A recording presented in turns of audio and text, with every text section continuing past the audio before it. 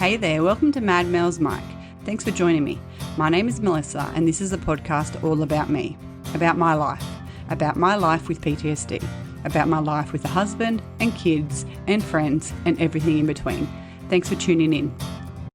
Hi everybody and welcome to episode 34.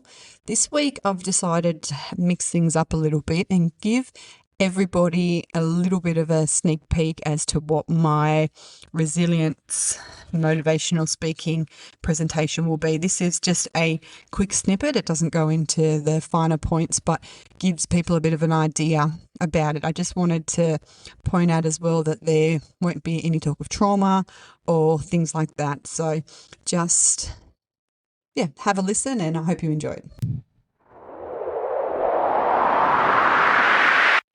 Hey everybody, thanks for tuning in today. My name's Melissa Smith and I'm the founder and creator of Mad Mel's Mic podcast. Before we begin this presentation, a little sneak peek, I want to acknowledge that today's talk includes honest discussions about mental health, trauma and suicide. I can understand that these topics can be heavy, so please take care of yourself in whatever way you need. Take a break or reach out to somebody that you trust. So, the beginning. 2 years ago, I was lying on a hospital bed in a psychiatric ward, wondering if I would ever feel like myself again. I wasn't even sure who that was anymore.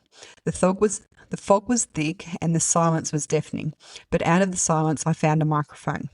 If I was going to be stuck with this broken head and PTSD, I decided I might as well give it a voice, and that voice became Mad Mel's Mic. And thanks to my listeners for tuning in. So where it all began. I joined the police when I was just 18, fresh out of the academy, full of energy and purpose. By 19, I was working at Mount Druitt.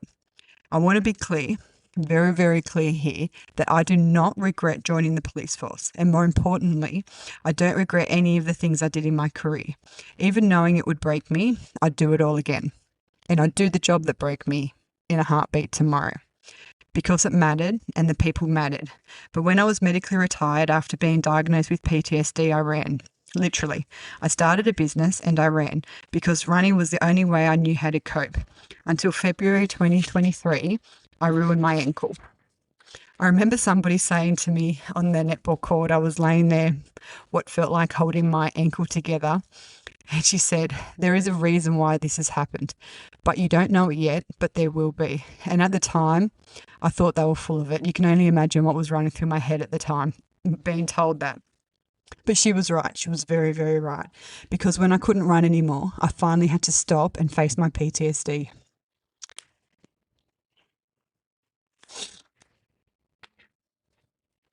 What PTSD really looks for me.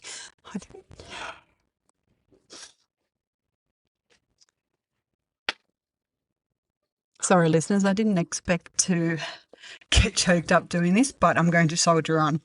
And I know I continually say that crying is good and I need to let it out, but I can't actually talk whilst I'm crying. So please bear with me. So what PTSD really looks like. When people hear PTSD, they often imagine combat, explosions, tragedy, the big stuff. And I certainly know that that's what I understood of it. Before my injury, that's what I pictured too. War zones, trauma scenes, what I used to call the cool stuff. But there's another version of PTSD, a quieter one. It's a version where you look fine on the outside, still smiling at the supermarket, still getting the kids to school, still holding it together. But inside, it's chaos. You wear a mask to make life easier for everyone around you, but all that does is silence your own pain. The hard truth. My journey hasn't been glamorous. There's been medication changes, hospital stays,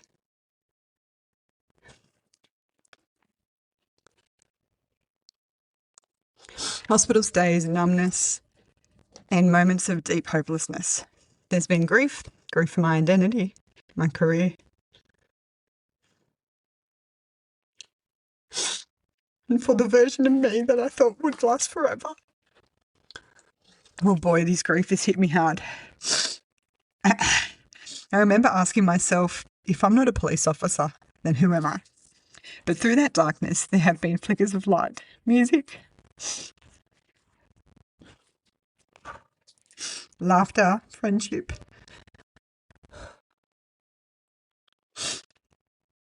and my daughter, who once said to me,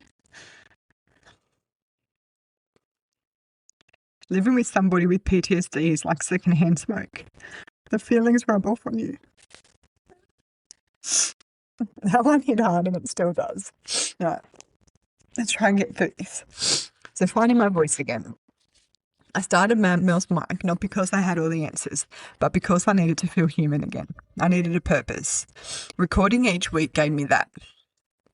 It was cathartic, sitting in front of a microphone, speaking my truth, even when it was raw and messy.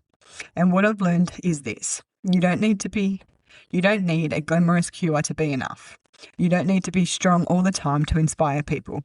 You just need to be honest. And more importantly, honest with yourself.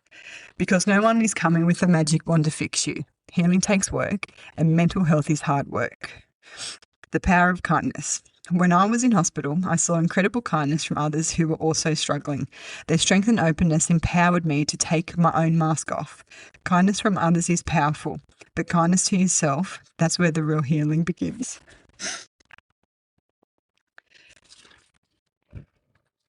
What I want you to remember, your voice matters. And it so does. Even when it's sad, angry, or tired. There is power in being unfinished. You don't need to be healed to be helpful. You just need to be present. Start small. Acknowledge the small wins. Because life is hard, and those small wins are worth celebrating. To everyone walking through the fire, I see you. To the mums hiding panic,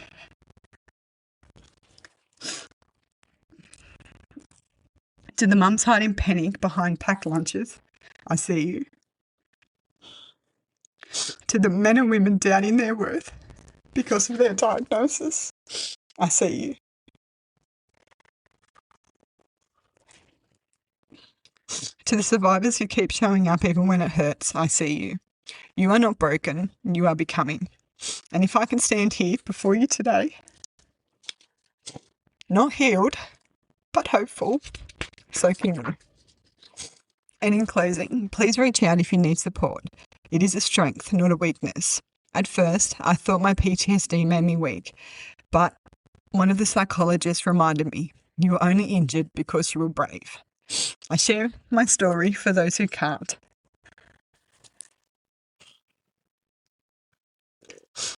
I want to normalise the journey because it's not all rainbows, but there is still so much life to live.